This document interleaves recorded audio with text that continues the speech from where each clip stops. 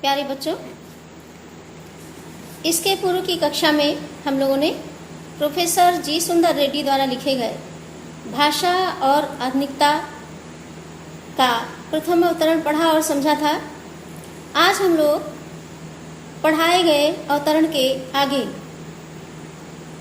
पढ़ेंगे और समझेंगे। तो सबसे पहले आप लोग पाठ को खोलकर ध्यान से इसको सुनिए, उसके बाद जो इसकी व्याख्या समझाई जा रही है उसको समझिए। भाषा स्वयं संस्कृति का एक अटूट अंग है। संस्कृति परंपरा से निःसृत होने पर भी परिवर्तनशील और गतिशील है। आगे भाषा के संबंध में अपने विचारों को स्पष्ट करते हुए लेखक कह रहा है कि भाषा वास्तव में संस्कृति का एक अटूट हिस्सा है। भाषा और संस्कृति का बड़ा ही गहरा संबंध है, बल्कि एक प्रकार से अटूट संबंध है, या यूँ कहिए कि भाषा संस्कृति का ही एक अटूट अंग है। और संस्कृति हमेशा परंपरा से निकलती है। संस्कृत का उद्गम परंपरा से होता है, लेकिन परंपरा से निःसृत होने पर भी, परंपरा से निकलते हुए भी संस्कृति का स्वरूप परिवर्तनशील है और गतिशील है। निरंतर जो है हमारी संस्कृति समय के साथ समसामयिक विचारधाराओं को, मान्यताओं को अपने में समाविष्ट करती है, सामंजस्य बनाते हुए अपने परिवर्तनशील रूप को स्वीकार करते हुए अपनी गतिशीलता को प्रमाणित करती है। यही कारण है कि संस्कृति में समय समय पर आवश्यकता अनुसार नाना प्रकार के परिवर्तन देखे जाते हैं। उसकी गति विज्ञान की प्रगति के साथ जोड़ी जाती है। वैज्ञानिक आविष्कारों के प्रभाव के कारण उद्भूत नए सांस्कृतिक हलचलों की शाब्दिक रूप देने के लिए भाषा के परंपरागत प्रयोग पर्याप्त नहीं है। तो कहते हैं कि विज्ञान की जो गति है उसके साथ संस्कृति की प्रगति जोड़ी जाती है। यानी जिस प्रकार से वैज्ञानिक विचारों का समाज में उद्भवन होता है, उनका विकास होता है, तो संस्कृति भी उसी के अनुसार अपने आप को परिवर्तित करती है। अपने गतिशील स्वरूप के कारण अपनी गतिशीलता को बनाए रखते हुए समय के साथ चलने के लिए, अपने आप को एक स्वस्थ और नवीन स्वरूप प्रदान करने के लिए विज्ञान की प्रगति के साथ जो संस्कृत की गतिशीलता है वो जुड़ी रहती है।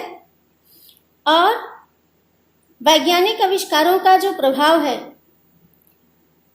उसके कारण जो नई सांस्कृतिक हलचलें होती हैं, यानी संस्कृति में जो परिवर्तन आता है, संस्कृति में जो गतिशीलता आती है, उसको शाब्दिक अभिव्यक्ति देने के लिए, उसको भाषागत अभिव्यक्ति देने के लिए भाषा का जो पूर्व से चला आ रहा परंपरागत प्रयोग होता है वह पर्याप्त नहीं होता है। उसके माध्यम से कभी भी उसी रूप में, उसी प्रकार से विचारों को व्यक्त नहीं किया जा सकता है। कहने का तात्पर्य है कि जब विज्ञान की प्रगति के साथ साथ संस्कृति में परिवर्तनशीलता आती है, संस्कृत परिवर्तनशीलता को अपना लेती है, तो उस संस्कृति को मौखिक शाब्दिक अभिव्यक्ति देने के लिए, यानी भाषा के माध्यम से उसको व्यक्त करने के लिए, अगर हम भाषा को उसके प्राचीन रूप में ही स्वीकार किए रह जाएंगे, उसमें नए प्रयोग नहीं करेंगे, तो जो नई भाव योजनाएं हैं, जो नवीनता है, जो नई विचारधाराएं हैं, उनको व्यक्त करने के लिए, उनको सही ढंग से लोगों तक पहुंचाने के लिए नए शब्द जब उसमें नहीं रहेंगे भाषा में, तो ऐसी स्थिति में भाषा उस विचार को सही ढंग से व्यक्त नहीं कर पाएगी। इसलिए उन नई भाव योजनाओं को व्यक्त करने के लिए, उन नवीन विचारधाराओं को सही ढंग से समाज के सामने प्रस्तुत करने के लिए नए शब्दों के खोज की आवश्यकता होती है। और इसके लिए आवश्यक है कि भाषा भी संस्कृति के ही समान गतिशीलता को अपनाए रखे और अपने परिवर्तनशीलता के द्वारा अपने आप को नई उद्भावनाओं के साथ, नई संभावनाओं के साथ सदा जोड़ करके रखे। आगे देखिए, अब प्रश्न यह है कि भाषा में ये परिवर्तन कैसे संभव है, यत्न साध्य अथवा सहज सिद्ध। तो जिस नए शब्द के खोज की आवश्यकता के संबंध में लेखक ने बताया, उसके संबंध में वो बता रहे हैं कि भाषा में यह जो परिवर्तन है वह किस प्रकार से संभव हो सकता है, कैसे भाषा को परिवर्तित स्वरूप प्रदान किया जाए, क्या यह प्रयत्न साध्य है अथवा सहज सिद्ध, अर्थात क्या ये स्वयं ही अपने भीतर शब्दों को सहज रूप में समाविष्ट कर लेती है, नए नए शब्दों को आत्मसात कर लेती है भाषा, अथवा इसके लिए प्रयास करना पड़ता है। तो यत्न साध्य से क्या कहना चाह रहे हैं, आगे उसको स्पष्ट कर रहे हैं। यत्न साध्य से हमारा तात्पर्य है कि भाषा को युगानुकूल बनाने के पीछे किसी व्यक्ति विशेष अथवा व्यक्ति समूह का प्रयत्न होना ही चाहिए।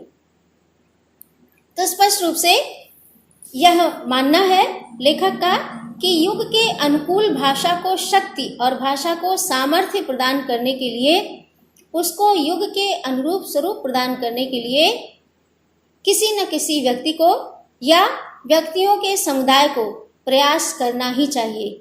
उनके प्रयास से, उनके प्रयत्न से भाषा युग के अनुकूल बनने में समर्थ हो सकेगी, अधिक सशक्त रूप में समर्थ हो सकेगी।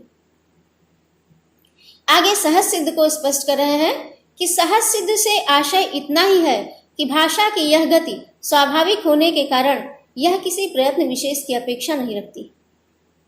यदि इसको सहज सिद्ध माना जाए तो सहज सिद्ध से मात्र उनके कहने का आशय इतना ही है, इतना ही तात्पर्य है कि भाषा की ये जो गति स्वाभाविक गतिशीलता भाषा में होती है, जिसके कारण स्वाभाविक रूप से, सहज रूप से शब्दों, नए नए शब्दों का समावेश होता रहता है, उसके लिए किसी बहुत विशेष प्रयत्न की आवश्यकता नहीं रहती है, अपेक्षा नहीं रहती है। एक छोटा सा उदाहरण आपको देंगे। जैसे बहुत पहले जबकि ट्रेन का यानी रेल का आविष्कार नहीं हुआ था, तो लोग रेल शब्द से अपरिचित थे, ट्रेन शब्द से अपरिचित थे, और स्टेशन और उससे जुड़े यानी ट्रेन के चलने, संचालन से संबंधित जितने भी शब्द हैं, वे सारे के सारे शब्द भाषा के लिए बिल्कुल नए थे। तो जब यह समाज में प्रचलन में आ गया, यानी स्टेशंस बनने लगे, ट्रेनें चलने लगी, रेल का आविष्कार हो गया, बल्कि रेल का यातायात का एकदम सबसे अधिक विकास कर दिया गया, तो ऐसी स्थिति में बिना पढ़ा लिखा वर्ग भी धीरे धीरे इस बात से परिचित हो गया कि हाँ, यह जहाँ पर ट्रेन जिस स्थान पर रुकती है उसका नाम स्टेशन है, उसको स्टेशन ही कहना चाहिए, जबकि स्टेशन शब्द हिंदी भाषा का नहीं है। यही नहीं, उसको उसने अपने अनुसार उसका उच्चारण स्टेशन को स्टेशन कहा, टेशन कहा, मतलब इस प्रकार से भाषा को एक गतिशील जो स्वरूप है वह समाज के द्वारा गतिशीलता मिलती है। तो यही सहज सिद्ध है। सहज सिद्ध से आशा यही है कि गति उसकी स्वाभाविक होती है, इसलिए बहुत विशेष प्रयत्न की अपेक्षा नहीं रखती।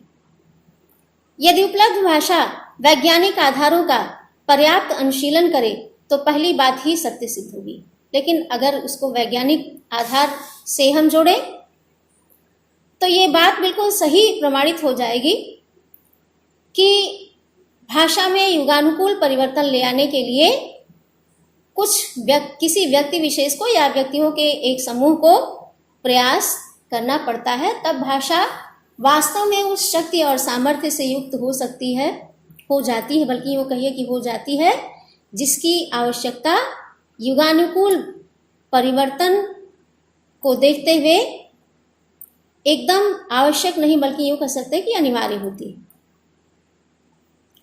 18वीं शती में अंग्रेजी भाषा ने और 20वीं शती में जापानी भाषा ने इस नवीनीकरण की पद्धति को अपनी कोशिशों से संपन्न बनाया। तो उदाहरण दे रहे हैं कि 18वीं शताब्दी में अंग्रेजी भाषा ने और 20वीं शताब्दी में जापानी भाषा ने नवीनीकरण की ये जो पद्धति है, नई चीज़ों को भाषा के भीतर स्वीकार करने की, उसको आत्मसात करने की जो पद्धति है, उसको अपने प्रयासों से सहज संपन्न बना करके विश्व के सामने प्रस्तुत भी किया।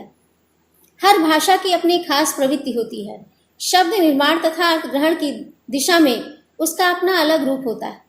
तो जैसे प्रत्येक मनुष्य का स्वभाव अलग होता है, उसकी अपनी एक खास प्रवृत्ति होती है, एक खास विशेषता होती है, वैसे ही हर भाषा की भी अपनी एक खास प्रवृत्ति होती है।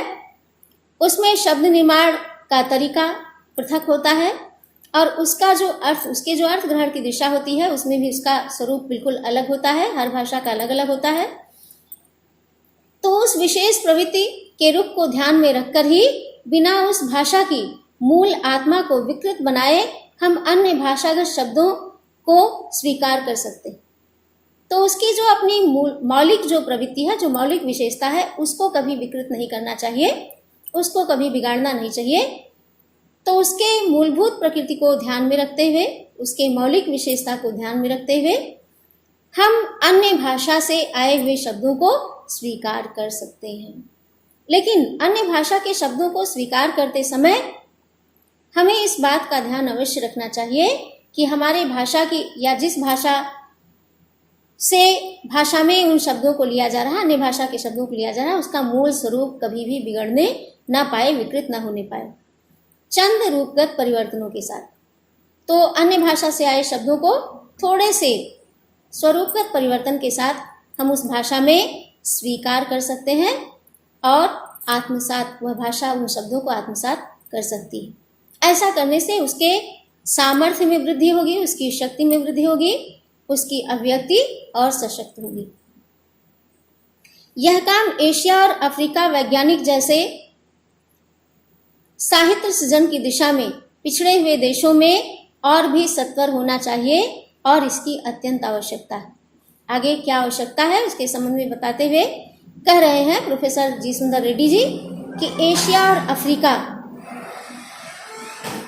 जहाँ पे कि वैज्ञानिक सृजन अभी अन्य विकसित देशों की तुलना में थोड़ा कम है, वैज्ञानिक आविष्कार भी कम है, विज्ञान की दिशा में थोड़ा पिछड़ा हुआ है, ऐसे देशों में यह कार्य और भी तीव्र गति से होना, सत्वर माने बड़ी शीघ्रता के साथ, बड़ी त्वरित गति से, तीव्र गति से होना चाहिए और इसकी बहुत बड़ी आवश्यकता है, इसकी अत्यंत आवश्यकता है, यानी ये बहुत आवश्यक है, इसलिए इसकी उपेक्षा नहीं। आज हम लोगों ने भाषा और आधुनिकता पाठ के एक अन्य अवतरण को समझा है। आगे